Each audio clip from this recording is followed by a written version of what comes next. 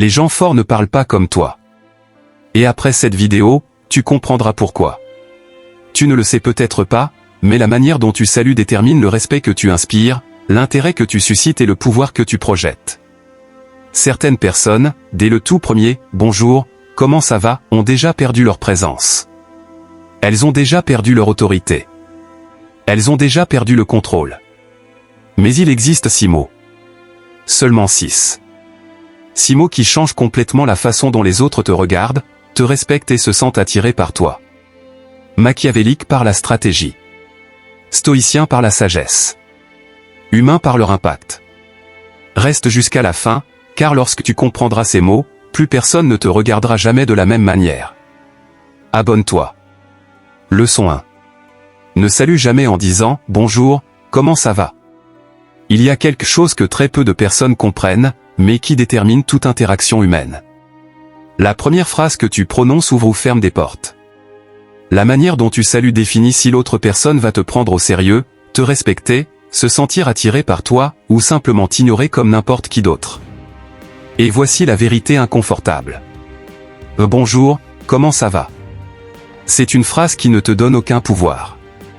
Elle n'a pas de présence. Elle n'a pas d'intention. Elle n'a aucune stratégie. C'est la phrase la plus utilisée au monde, et donc la plus ignorée.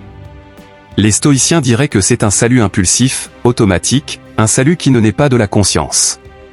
Machiavel dirait que c'est un salut faible, parce que tu commences depuis la position la moins stratégique possible, celle de quelqu'un de commun. Et toi, tu ne veux pas être commun. Tu veux être mémorable. Pourquoi ne dois-tu pas saluer ainsi ? Quand tu dis « Bonjour, comment ça va ?» tu provoques 3 choses. Premièrement, tu ne génères aucune émotion. Le cerveau humain filtre ce qui est répétitif. Cette phrase n'éveille rien chez l'autre. Deuxièmement, tu ne provoques aucune réponse immédiate. Personne ne ressent d'urgence à répondre à un salut générique. Ça ne connecte pas.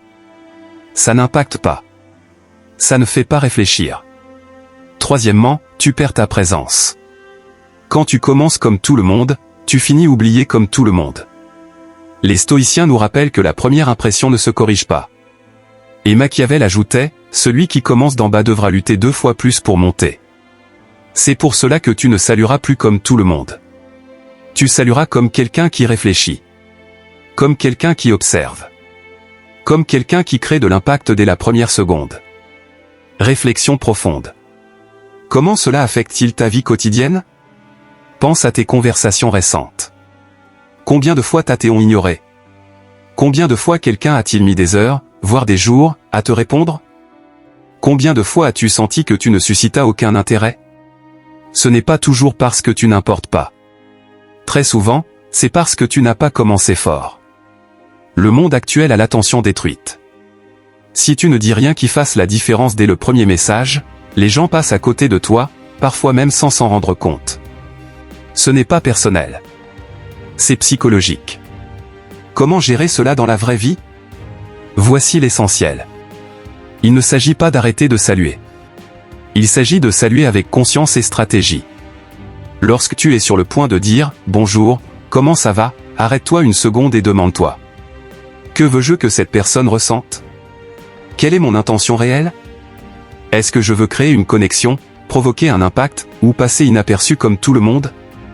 Ce simple arrêt te place déjà au-dessus de 95% des gens qui agissent en pilote automatique. Exemple pratique. Situation 1, une personne qui t'intéresse.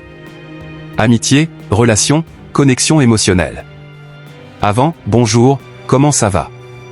Après, je pensais à quelque chose et j'aimerais vraiment avoir ton point de vue. Vois-tu la différence ? Tu actives sa curiosité. Tu la fais se sentir importante. Tu lui donnes un rôle. Pas un salut vide. Situation 2, quelqu'un avec qui il y a eu de la distance. Avant, bonjour, comment tu vas ? Après, je ne veux rien supposer. J'aimerais simplement mieux te comprendre. Cela ouvre la conversation. Ça ne met pas de pression. Ça n'envahit pas. Ça invite. Situation 3, communication professionnelle. Avant, bonjour, comment allez-vous ? Après, j'aimerais aligner quelque chose avec toi pour avancer plus efficacement. Cela projette du leadership, pas de la passivité. Réflexion finale. Quand tu changes ta manière de saluer, ta vie sociale change. Les gens ne réagissent pas à ce qui est joli, parfait ou simplement poli. Ils réagissent à ce qui les touche, les intrigue, les fait réfléchir, les fait se sentir vus. Et aucun « bonjour » au monde ne peut faire cela à lui seul. C'est pour cela que ce message existe. Pour te montrer que la connexion ne commence pas quand tu parles, mais quand tu choisis comment parler. Et lorsque tu apprends à saluer avec intention, présence et stratégie, tu commences à attirer.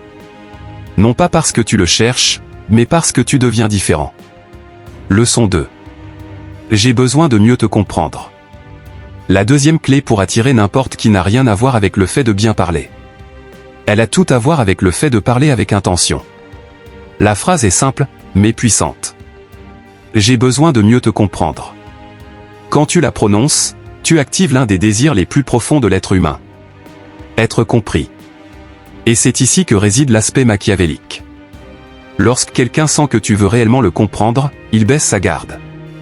Il s'ouvre. Il fait confiance. Et celui qui fait confiance se rapproche. Les stoïciens disaient « comprends d'abord, parle ensuite ». Et cette phrase te place exactement dans cette posture de sagesse. Pourquoi cela fonctionne-t-il? Parce que tu ne dis pas « explique-moi ». Dis-moi tout de suite ce qui ne va pas. Tu dis plutôt « tu es important pour moi ». Ce que tu ressens a de la valeur. Je veux écouter, pas me battre. Et cela change complètement l'énergie de la conversation. La majorité des gens réagit depuis l'ego. Toi, tu réponds depuis l'observation. Et cette différence te rend attirant, digne de confiance, émotionnellement présent. Et surtout, elle te rend réellement mature. Exemple pratique. Situation, quelqu'un est distant, froid ou étrange avec toi. Au lieu de réclamer « Pourquoi tu es comme ça ? Est-ce que j'ai fait quelque chose ?» Tu dis « J'ai besoin de mieux te comprendre. » Que se passe-t-il dans ton cœur? Cela provoque de l'empathie. L'autre sent que tu t'en soucies vraiment. Il y a ouverture. Il n'y a plus d'attaque. Il y a connexion. La personne se sent en sécurité pour te parler. Comment gérer la réponse?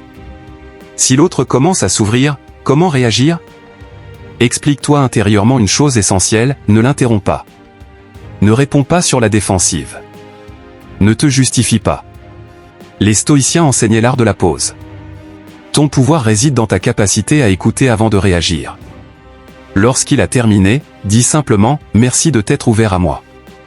Maintenant, je comprends mieux. » Et cela scelle la connexion. Réflexion finale. Tu attires lorsque tu fais sentir à l'autre qu'il est vu. Tu attires lorsque tu ne juges pas. Tu attires lorsque, dans un monde rempli de cris, tu choisis d'écouter. J'ai besoin de mieux te comprendre n'est pas une phrase ordinaire. C'est une porte. Une invitation. Une stratégie émotionnelle qui fait que les gens se souviennent de toi, te respectent et aient envie de rester. Leçon 3. Je ne veux pas te changer, je veux simplement te voir. Il existe une vérité que presque personne n'admet, mais que tout le monde ressent. La majorité des gens vivent sur la défensive. Ils ont peur d'être jugés, corrigés, comparés, diminués. C'est pour cela que cette phrase est si puissante, je ne veux pas te changer, je veux simplement te voir. Quand tu la prononces, tu détruis le mur que l'autre a construit. Tu lui dis, je ne vais pas te mettre la pression. Je ne suis pas là pour pointer tes erreurs. Je veux simplement comprendre ton essence. Et aujourd'hui, c'est extrêmement rare. Or, ce qui est rare est magnétique. Machiavel comprenait que les gens se livrent à ceux qui ne les menacent pas. Les stoïciens savaient qu'accepter l'autre tel qu'il est, sans chercher à le modeler, est le signe d'un esprit supérieur. Cette phrase te place exactement là, dans la position du sage qui observe, et non du faible qui exige. Exemple pratique.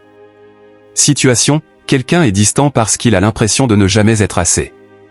Beaucoup de personnes s'éloignent non par manque d'amour, mais par peur de ne pas répondre aux attentes. Au lieu de dire « Qu'est-ce qui t'arrive ? Tu es bizarre ces derniers temps », tu dis « Je ne veux pas te changer. Je veux simplement te voir vraiment. » Sans masque. Sans pression. Et quelque chose d'incroyable se produit. La personne respire. Elle se détend.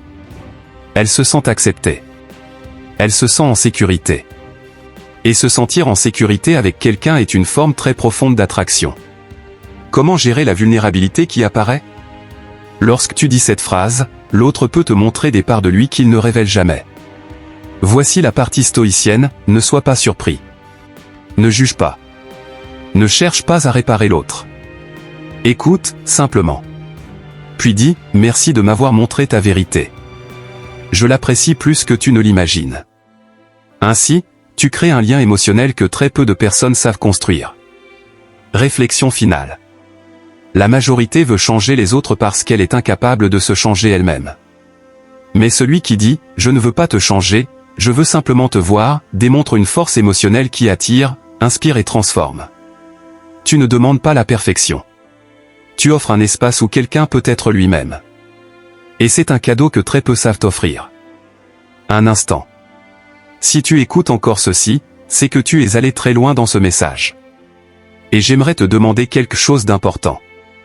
Dis-moi dans les commentaires que tu es arrivé jusqu'ici. Si cela t'a parlé, écris-le. Écris, je suis arrivé jusqu'à la fin parce que je veux changer ma vie. Je veux te lire. Je veux savoir qui sont ceux qui cherchent réellement à grandir. Et si ce contenu t'aide, si tu réfléchis, si quelque chose s'éveille en toi, je t'invite à t'abonner maintenant, à activer les notifications et à nous suivre pour ne manquer aucun message. Partage ce message avec quelqu'un qui a besoin d'entendre ces mots aujourd'hui. Parfois, une réflexion peut sauver quelqu'un sans que nous le sachions. Et avant de continuer, j'aimerais te poser une question profonde, penses-tu que les mots ont le pouvoir d'attirer ou d'éloigner les gens? Dis-le-moi dans les commentaires. Maintenant, respire profondément. Nous allons entrer dans la scène la plus intense de toutes. Leçon 4. Tu peux avoir confiance en mon silence. Dans un monde où tout le monde parle, où tout le monde donne son avis, où tout le monde répète ce qu'il entend, être la personne qui sait garder le silence est un véritable super pouvoir. La 4e phrase est celle-ci, tu peux avoir confiance en mon silence. Ce n'est pas qu'une phrase. C'est une déclaration d'intégrité, de force émotionnelle et de maîtrise de soi. Les stoïciens disaient que le silence est la discipline qui révèle le caractère. Machiavel savait que celui qui écoute davantage prend toujours l'avantage. Lorsque quelqu'un te confie quelque chose de personnel, de douloureux, quelque chose qu'il ne dit à personne, une partie de son esprit se remplit de peur. Va-t-il le répéter? Va-t-il me juger? Et c'est précisément là que tu brises cette peur avec cette phrase. Pourquoi cette phrase attire-t-elle autant? Parce que très peu de personnes, aujourd'hui, offrent une réelle sécurité émotionnelle. Beaucoup écoutent pour colporter. D'autres écoutent pour juger. Très peu écoutent pour protéger. Quand tu dis « tu peux avoir confiance en mon silence », tu dis en réalité « je n'utiliserai pas ta vulnérabilité contre toi. Ce que tu me confies reste ici. Ta vérité est en sécurité avec moi. » Et cela crée quelque chose qui est devenu extrêmement rare, la loyauté émotionnelle. La confiance est une forme profonde d'attraction. Et je ne parle pas seulement d'attraction romantique, mais d'attraction humaine, spirituelle et psychologique. Exemple pratique. Situation, un ami, un partenaire, un membre de ta famille te révèle quelque chose de difficile. La réaction habituelle est souvent « Pourquoi as-tu fait ça ?» Sérieusement, je n'arrive pas à y croire. Sans le vouloir, on blesse encore plus. Mais toi, tu réponds ainsi « Merci de t'être ouvert à moi. Tu peux avoir confiance en mon silence. » Cela scelle la confiance. Cela referme la blessure. Cela renforce la connexion. Tu deviens un refuge émotionnel. Et crois-moi, les gens n'oublient jamais ceux qui leur font sentir qu'ils sont en sécurité. Comment gérer cette confiance? Si quelqu'un te confie sa vérité, n'interviens pas immédiatement. Ne propose pas de solution rapide. Ne noie pas l'autre sous des conseils. Écoute. Respire. Reste calme. Le silence aussi parle. Et lorsqu'il s'installe, il transmet un message clair, « Je suis là avec toi. Tu n'es pas seul. » Réflexion finale. Dans un monde qui crie, tu choisis d'être le calme. Dans un monde qui expose, tu choisis de protéger. Dans un monde où tout le monde parle trop, tu choisis le silence avec honneur. Et c'est l'une des formes les plus profondes d'influence humaine. Celui qui fait confiance à ton silence fera confiance à ta présence, à tes paroles, à ta guidance et à ton essence. C'est pour cela que cette phrase n'attire pas seulement, elle construit des liens qui durent. Leçon 5. Je suis là si tu as besoin de moi. La 5e phrase est l'une des plus puissantes sur le plan émotionnel, non pas parce qu'elle insiste, mais précisément parce qu'elle n'oblige pas. La phrase est simple, je suis là si tu as besoin de moi.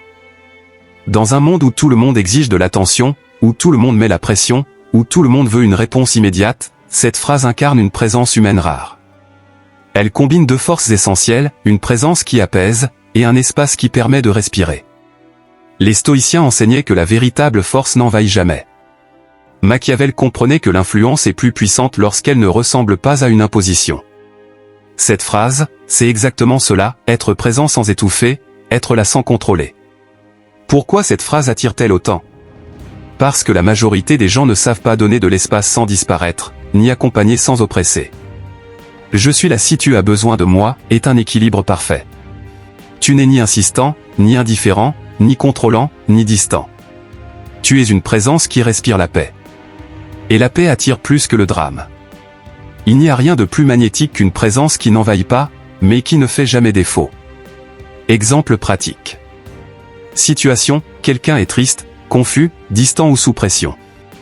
La réaction habituelle serait de presser, « Qu'est-ce que tu as ? Dis-le-moi maintenant.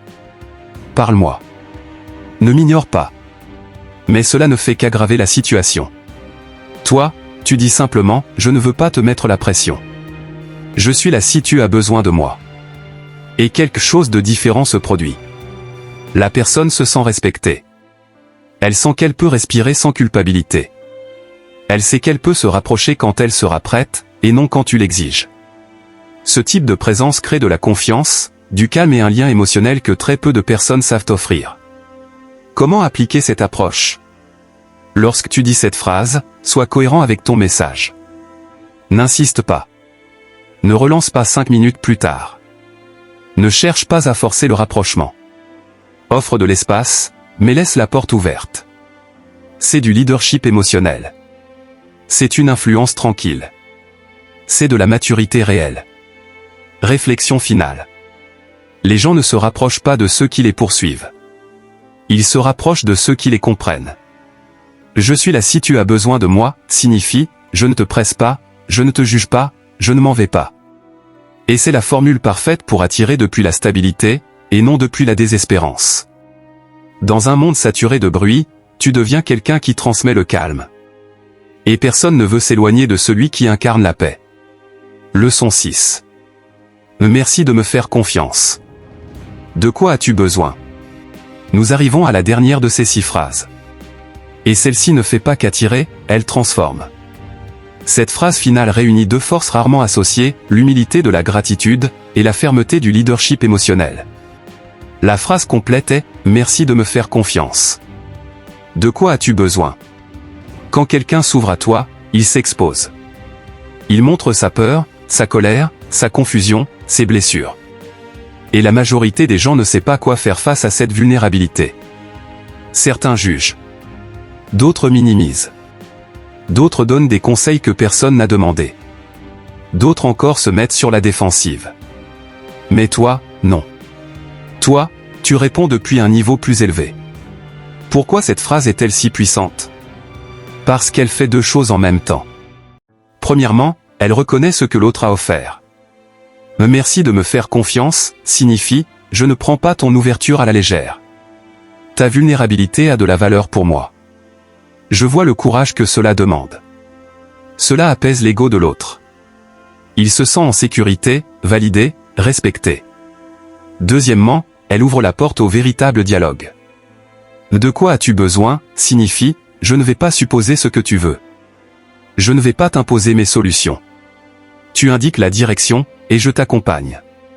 C'est là qu'intervient la dimension machiavélique, quand l'autre définit lui-même ce dont il a besoin, tu obtiens une clarté totale sur la manière d'interagir avec lui à partir de cet instant.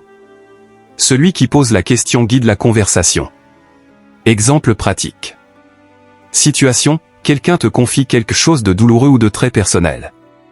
Cela peut être ton partenaire, un ami, ton enfant, ton frère ou ta sœur. Au lieu de dire « ce n'est pas si grave », tu aurais dû faire autrement. à ta place, moi. Tu fais une pause. Tu respires. Et tu réponds. Merci de me faire confiance.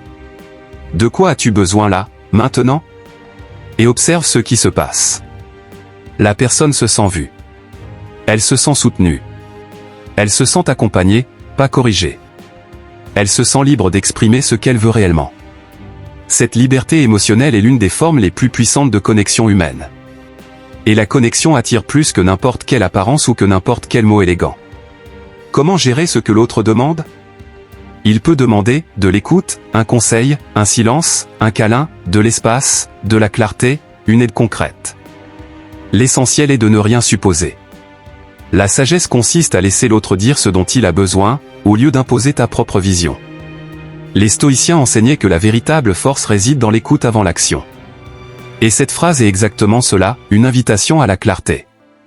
Réflexion finale. Merci de me faire confiance. De quoi as-tu besoin n'est pas qu'une phrase. C'est une posture de vie. Une manière de créer des relations matures, conscientes et influentes. Avec cette phrase, tu fermes le cercle de la confiance. Tu élèves ta valeur émotionnelle. Tu deviens un refuge, et non un juge. Tu attires depuis la stabilité, et non depuis le manque. Parce que les gens ne cherchent pas la perfection. Ils cherchent un espace où ils peuvent être eux-mêmes, sans peur. Et quand tu offres cet espace, tu n'attires pas seulement. Tu transcendes. Si tu es arrivé jusqu'ici, ce n'est pas un hasard.